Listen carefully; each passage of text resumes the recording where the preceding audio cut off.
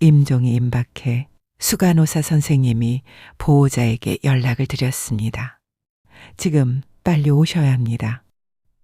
그런데 1시간이 지나고 2시간이 지나도 병실로 들어오는 사람은 없었습니다. 환자는 마지막 가는 길까지 혼자였고 그 마지막을 제가 지켰습니다. 사정이 있었을지도 모릅니다. 멀리 사는 분일 수도 있고 오는 길이 길었을 수도 있고요. 저는 이유를 단정할 수 없습니다. 다만 그날 그 침상 옆은 계속 비어 있었습니다. 병원에서 혼자는 생각보다 흔합니다. 혼자 밤을 버티는 환자, 병원 로비 의자에서 혼자 슬픔을 견디는 보호자, 가족 없이 혼자 먹는 병원밥. 그런데 제가 오래도록 잊지 못하는 혼자는 마지막 순간에 혼자였던 사람입니다. 오늘 이야기는 제가 병원에서 직접 겪었던 장면을 바탕으로 한 이야기이며 개인정보 보호를 위해 시간, 장소, 인물, 상황은 변경 및 재구성했습니다. 누굴 탓하려는 이야기는 아닙니다. 사정을 제가 정확히 알 수 없으니까요. 그분은 젊은 환자였고 오랫동안 항암 치료를 받아오던 분이었습니다. 하지만 어느 시점부터는 항암 치료를 중단한 상태였어요. 더 이상 의미가 없어서 목표가 바뀐 병실이었습니다. 낫게 하는 치료가 아니라 덜 아프게, 덜 힘들게 그렇게 목표가 바뀐 병실에는 말이 많지 않습니다. 저는 그분을 1달 가까이 봤습니다. 매일 들어가서 혈압, 체온을 체크하고 수액 라인을 보고 얼굴을 봤습니다. 제가 근무가 아닌 날에 보호자가 왔는지는 모르겠지만 제가 근무하는 동안은 한 번도 본 적이 없었습니다. 1달이 지난 후 의사 선생님이 말씀하셨습니다. 상태가 많이 좋지 않습니다. 급변할 수 있어요. 가능하면 가족들이 곁에 계실 수 있게 준비해 주세요. 그리고 며칠 지나지 않아 그날이 왔습니다. 그날 병동은 아침부터 바빴습니다. 약 처치, 수액 라인 교체, 호출벨.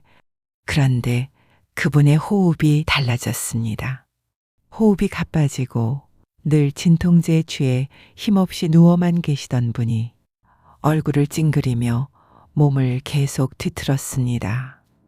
침대 난간을 올려둔 상태였는데도 갑자기 상체를 벌떡 세우며 일어나려 했습니다. 수간호사 선생님이 가족들에게 연락을 드렸습니다. 지금 빨리 와주세요. 저는 마음이 다급해졌습니다. 산소, 수액 라인, 모니터를 확인하고 가장 중요한 침대 난간을 다시 체크했습니다. 그분은 이불을 걷어차고 베개는 침대에서 떨어지고 손이 라인을 더듬다가 반창고가 뜯기고 수액 라인이 빠졌습니다. 산소 포화도를 재려고 끼워둔 손가락 장치도 빠져서 모니터 알람이 계속 울렸습니다. 저는 침상을 정리하고 수액 라인을 다시 잡으려 했지만 뒤척임이 너무 심해 잡을 수가 없었습니다. 담당 의사를 계속 호출했고 오전 내내 그 침상 옆을 떠날 수가 없었습니다. 보호자가 없었고 간병인도 없었습니다. 그날 저는 다른 환자 일을 거의 못했습니다. 약은 밀리고 처치도 밀리고 일이 다 밀려갔어요. 그런데 이상하게도 병실이 조용했습니다. 환자분들이 제 얼굴과 머리카락이 땀에 젖어 있는 걸 봤는지 병동 공기가 이상한 걸 느꼈는지 그날은 아무도 항의하지도 말을 걸지도 않았습니다. 그 조용함이 오히려 더 저를 조급하게 만들었습니다. 미안함이 마음을 짓눌렀습니다. 2시간이 지나면서 몸부림은 줄어들고 혈압이 서서히 약해졌습니다. 처음엔 잡히던 맥박이 점점 약해지고 혈압은 계속 낮아졌습니다. 저는 마음이 내려앉았습니다. 가족들이 아직 안 왔는데 어떡하지? 그때부터는 기계 숫자보다 사람 얼굴을 더 보게 됩니다. 숨이 길어지는 얼굴, 점점 힘없이 벌어지는 아랫입술, 혼자 버티는 그분께 제가 무슨 말이라도 해야 할 것 같았습니다. 눈물이 왈칵 쏟아졌습니다. 울면 안 된다. 해야 할 일이 있다. 그런 생각을 해도 멈추질 않았고 한 번 쏟아진 눈물은 수습이 안 될 정도로 제 얼굴과 목을 타고 흘렀습니다. 그분은 아직 너무 젊었거든요.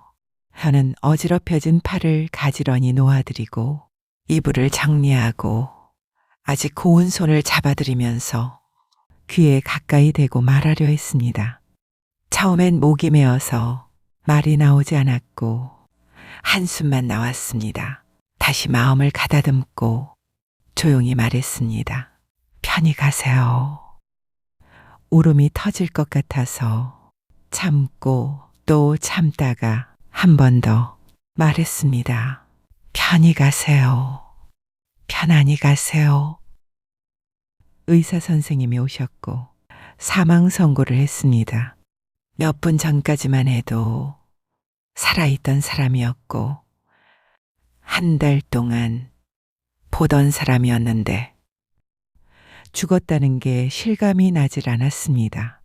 병실엔 정막만 남았고 저는 멍한 채로 그분 얼굴을 바라봤습니다.